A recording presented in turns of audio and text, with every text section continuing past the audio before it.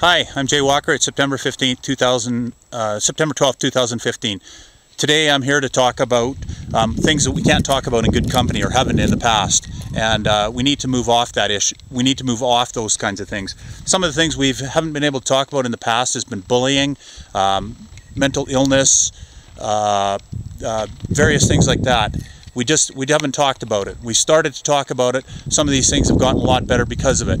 And one of those things that we haven't talked about, we've ignored because we feel it's too large, is the climate crisis. The climate crisis is now happening, it's unfolding, and it's going to get worse and worse. That's the bottom line. So we need to start talking about it. We need to start thinking about ways to deal with it. We need to start voting differently. We need to demand our leaders take action.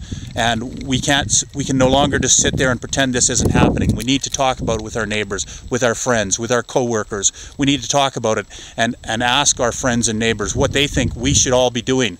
It's not on them, it's on us. This is something that we've collectively ignored as a people, just because we see our way of life so tied into it. But Munich Re, the large insurance company, says that the number of baseline climate-related disasters is now 3 to 4 times higher than it was in the mid-1980s. That's 30 years. If we project that out another 60 years, that trend line actually carries us to 30 to 60 times more climate crisis. That's things like droughts that we're seeing in California that raise people's grocery bills and wipe out farmers' incomes. That's things like floods that we've just seen in Japan. That's about 50,000 people are homeless, wiping out homes. The flood in Calgary that we saw.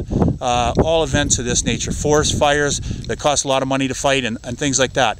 We have to be able to talk about this with our neighbors. We have to be able to talk about this with our friends. Just like we talked about bullying, mental illness, drug addiction, alcohol addiction, things that we can now figure out a way to at least try and tackle. This is a far more serious crisis than that, and we must talk to our neighbors and friends about it.